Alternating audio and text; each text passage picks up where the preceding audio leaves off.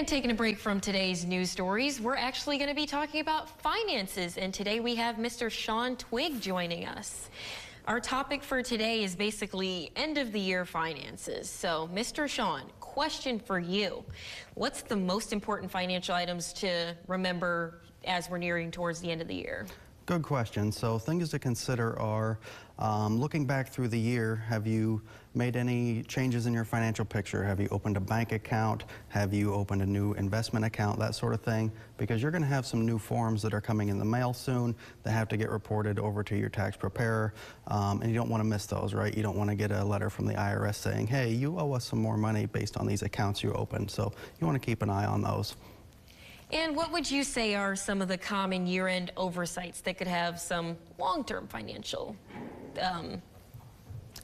consequences? Yeah. So good question there too. So the big ones are with your retirement accounts. People often don't make the maximum contribution they could make throughout the year.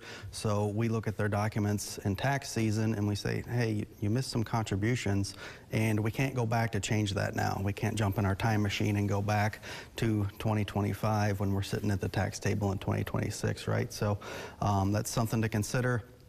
And then there's certain times where as you enter retirement age, you have to take money out of a retirement account, usually between age 70 and 73. And if you don't take the amount out you're supposed to, per the IRS guidelines and everything, there's a penalty involved there. And that penalty can be pretty steep. And there again, you get a letter from the IRS saying you owe more money. So that's something you definitely want to keep an eye on if you're in your retirement years and you're taking distributions, or you should be taking distributions from your accounts. And tax season can be a pretty scary time for some people, but charitable giving is most definitely something that should be included in our taxes, right? Yeah. If you're charitably inclined and you have the resources to do so, the charitable contributions or distributions from your accounts can help during tax season, and that's dependent on your individual circumstances, right? So that's something to consider as you're sitting down with your tax preparer, looking through things.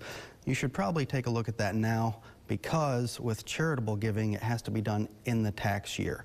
There again, it's not something that we can go back to once we're sitting in April or May. So we want to make sure that's done in the tax year to benefit you this year. Yep. And Mr. Sean, just as our final question, again, still on this topic of end of the year finances, is there anything else that should be on our financial checklist for the end of the year?